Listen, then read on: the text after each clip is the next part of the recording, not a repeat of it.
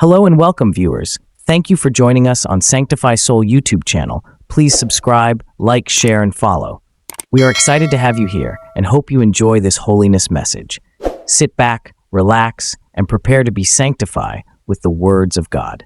My name is Aston Adam Mbaya of Congo, and this is my testimony about brotherly love. We are living at the end of times, and the church must prepare itself to confront all the sorrow and tragedy that are on the way. The only way that the church can prepare is to bear the fruit of the Spirit. Take note about what I'm going to say. The only way that the church can prepare in face of the wounds that are about to strike the people of the world is to produce the fruit of the Spirit. It is thanks to the fruit of the Spirit that we will overcome the powers at the end of times. I'm talking about things that the Lord told me. Someone called me from a foreign land. He told me, "Brother Aston Adam Mbaya, your testimony is disturbing me. We don't know where you get all these things. I don't believe in all these things." I said, "Brother, do not be disturbed, for you are not a member of my sheepfold. I testify only for the salvation of souls that the Lord has given me presently in the local church in Congo and those watching around the world." The Lord said, "My sheep hear my voice and follow me." There are souls that are destined to be changed and saved thanks to my ministry and my testimony. The souls that are destined for me, which the Lord was prepared for me, will hear my voice. I am not interested in people who refuse to believe because I am not sent to them. After leaving the prison of souls that made a commitment and failed to keep their pledge, my soul was troubled. The Lord said, "We are to visit more chambers of hell, for there are souls that are to be saved, thanks to this report." The Lord told me, "You're going to tell the bride to prepare and be ready, for the time has gone by. I'm at the door, and very soon I will reveal myself to the bride. Only those who are preparing, watching, and praying that will encounter my glory." I was sad looking at the Lord in this place, where piercing screams of damned souls were coming from all the directions. I kept hearing crying sound of lost souls that did not leave me the same and indifferent. As we were moving to the other chamber, the Lord said, "You know, many will not see my face because they did not learn to love their neighbor. I love you, my people, but you must love one another the way I love you. The only way that you can prove that you really belong to me is by loving your neighbor. If you are wicked towards your neighbor, you will never see my face and my kingdom. Brother, if I don't have a love for you, I will not see the kingdom of heaven." The Lord said, "Man is responsible for his condemnation." The direction we were moving in this place was leading to a massive gate, like an ancient city of the Old Testament. The ancient gate was rusty and old. Quickly, I noticed the drawing of a human heart in the middle of this old rusty gate. This place was dark, and this gate seems to be heated in extreme temperature. I noticed that the human heart that was drawn on the ancient gate was really dark. This in order to illustrate the heart of the souls that were stuck in this chamber. "Guard your heart with all diligence, for from it flow springs of life." Proverbs 4:23. And I saw on the ancient gate the list of offenses committed by souls that fell in this chamber of hell. The Lord pointed his finger to show me all the writing on the old gate. I was stunned to discover that the writing was in Aramaic, a terrestrial language. Jesus said, "Don't be surprised, for all the languages are created by my Father." I saw that I was able to read this language, though I have no knowledge of this language. My sense beyond the grave was really advanced and perfected. The damned souls inside the enclosure were souls that have committed crimes written on the gate. I kept hearing the screams of souls that were in torment inside the enclosure. The first crime and offense on the list was souls that looked at themselves as if they were more just than the other. Brother, you are not more holy and more just than the people you judge and scorn. This attitude is a sin. You are not more perfect than the brother that you look down on. The second crime and offense on the list were brothers who failed to support fellow brothers. They were closing their eyes to the poverty, vulnerability, and weakness of others. And they had their eyes focused uniquely on themselves, deliberately ignoring people that they could help. We must learn to assist in carrying the burden of brothers and sisters. There are brothers keeping money in the bank, increasing their saving, ignoring their neighbors that are in basic need.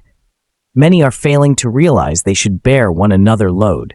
Galatians 6:2, bear one another burdens, and so fulfill the law of Christ. The following crime was the souls that could not bear the prosperity, promotion, and breakthrough of others. They are always in pain and vexed in their hearts when someone breaks through and is promoted. Whenever a brother or sister dressed in a good garment, they tend to downplay and say it's good, but it's not good. They talk negatively when something positive happened to a brother. When people prosper around them, they become negative. We must learn to rejoice with those who are rejoicing and share brothers' happiness instead of being sad because of their prosperity. Romans 12:15. Rejoice with them that do rejoice, and weep with them that weep. The next crime on this ancient door was people who entertain rancor, animosity, and wickedness in their hearts. They were also those who don't mind the brother and those who don't tell the truth.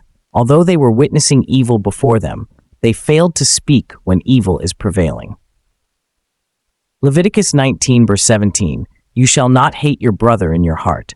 You shall surely rebuke your neighbor and not bear sin because of him. In this list, there were those who refused to be told the truth, those who could not bear the truth. They were also brothers who wish ill to their neighbor. They were happy when evil befell their brethren and their neighbor. They say, the Lord has punished them. Proverbs 24:17-18.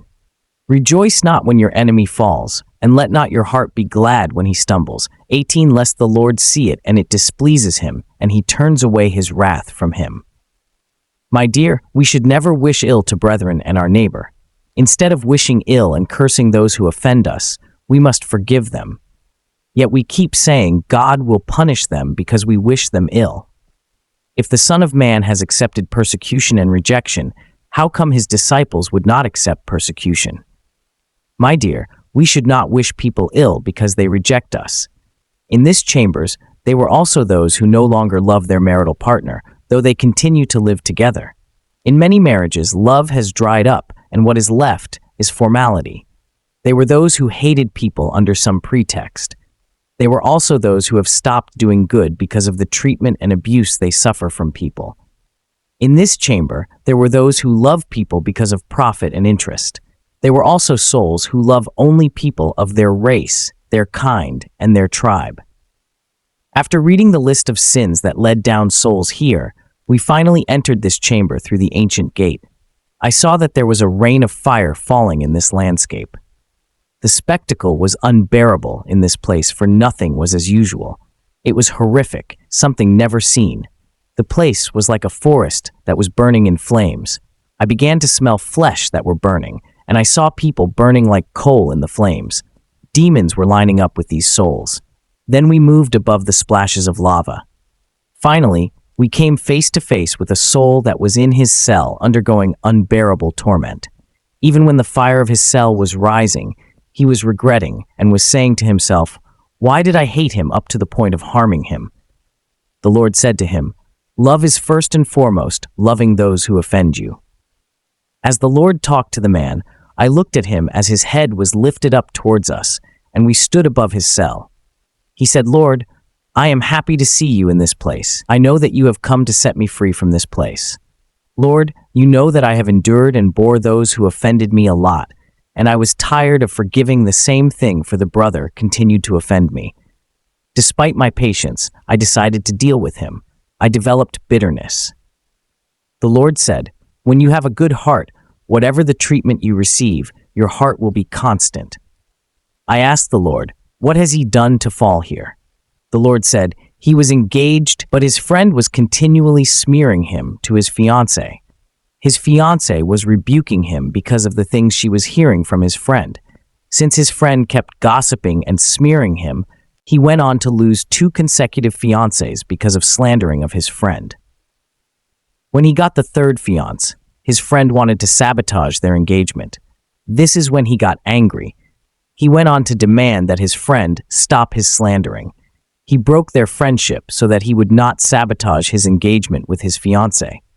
He did this to prevent the smearing and slandering he suffered from him. He published the photo of his friend on social media to break his friendship. This is because he was tired of forgiving the wrongdoing of his friend. When we forgive, we have to bear the injury. Love is about burying the wounds. When you say something to someone who took it badly and misinterpreted, you have to bear him. When we went to the next cell, I saw a damned soul inside a cell of iron bars that was like a cage. His chest was bumpy. I saw shadows that surrounded him, and they were piercing him on the chest. They were saying one after the other, "I told you this and that, but you would not listen. We forbade and told you not to do it, but you went on to do it." When the soul saw the Lord Jesus Christ, he said, "Master, take away this chest of mine, for I cannot bear it." Jesus said, "When you were alive, you never wanted people to tell you the truth. You should have borne the people that were telling you the truth." How many people have you chased away from your life because they told you the truth? Whenever you misbehaved and people rebuked you, immediately you get angry against them. When people tell you that you are doing bad, you labeled them your enemy. You think those who are your friends are the ones hiding the truth from you. Yet friendship implies telling the truth to one another. When your friend failed to tell you the truth, he is not your friend. Many people like their friends to live with them in lies and hypocrisy. The one that loves you is supposed to tell you the truth. When a friend of yours keeps quiet when you are misbehaving, saying, "I saw that what you did was wrong, but I did not like to say it," he is not a friend. The one who loves you is the one to tell you the truth when you are on the wrong path, even if you won't like it. But this soul was hating people who were telling him the truth. He thought he was always right.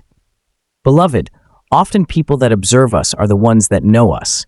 When they make a remark about us, they can be right. Don't see yourself always right in your own eyes. This man fell into hell because he could not bear rebuke. Jesus said to him, "You rejected those who tried to bring you back to the right path. Sins are found in your heart. It's too late for you." I was watching this man with the Lord, and I said, "Lord, what has he done?" The Lord said he was scolding those who tried to advise and bring him back to the right path. Whenever a person tells him that he was wrong, he would get angry against the person. The Lord said, "The shadows that you see surrounding him and piercing his chest are the people that were advising him when he was alive on the earth, that he chased away from his life." The Lord told me, when someone tells you the truth about a fact, the words that he tells is already a judgment against you. When someone tells you that you are wrong and that what you are doing is wrong, when you refuse these truths because of your heart, understand these words of reproach and rebuke that you are rejecting are themselves a judgment against you. And these reproaches and rebukes that you are rejecting will appear on the day of judgment in order to condemn you before God. Therefore, be thoughtful when someone tells you something. Then we saw a soul that was tied in his cell. I learned that he no longer had affection in his heart for his father, for his dad never recognized his achievement. Remember, the father was radical but mediocre. He was behaving so badly that his children could not bear him anymore. But this one had built hate in his heart towards his father because he was using violence against his mother. He caught his father in the act, cheating on his mother. This man had hate towards his father in his heart, and when he died, he fell here. I saw a lady in this place. She was married and used to commit abuse towards her husband. Due to her behavior, her husband could not bear her anymore. He tried to advise her, but in vain. One day, her husband invited her friend and her big sister to tell them what was happening in their matrimonial homes, hoping that they could advise her and she would listen to them. But when these people left, this lady got angry against her husband and said, "Why did you call these people here? You told them every secret happening in our house. We could have managed all these disagreements between us." From that day onward, she had anger in her heart against her husband and never repented from that attitude. She was still in her matrimonial home, but love was gone, like in many homes.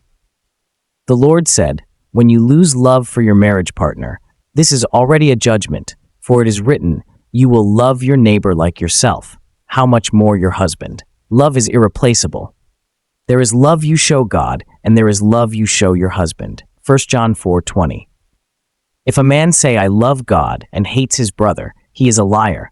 For he that loves not his brother whom he has seen, how can he love God whom he has not seen? Ephesians 5:22-33. 20 Wives, submit yourselves to your own husbands as you do to the Lord. 23 For the husband is the head of the wife, as Christ is the head of the church, his body, of which he is the Savior. 24 Now as the church submits to Christ, so also wives should submit to their husbands in everything. 20 Husbands, love your wives, just as Christ loved the church and gave himself up for her. 26 To make her holy, cleansing her by the washing with water through the word. 27 And to present her to himself as a radiant church, without stain or wrinkle or any other blemish, but holy and blameless. 28 In this same way, husbands ought to love their wives as their own bodies. He who loves his wife loves himself. 29 After all, no one ever hated their own body, but they feed and care for their body, just as Christ does the church. 30 For we are members of his body. 31 For this reason, a man will leave his father and mother and be united to his wife, and the two will become one flesh. 32 This is a profound mystery, but I am talking about Christ and the church. 33 However, each one of you also must love his wife as he loves himself, and the wife must respect her husband. Please like, share, and subscribe to my YouTube channel for more videos.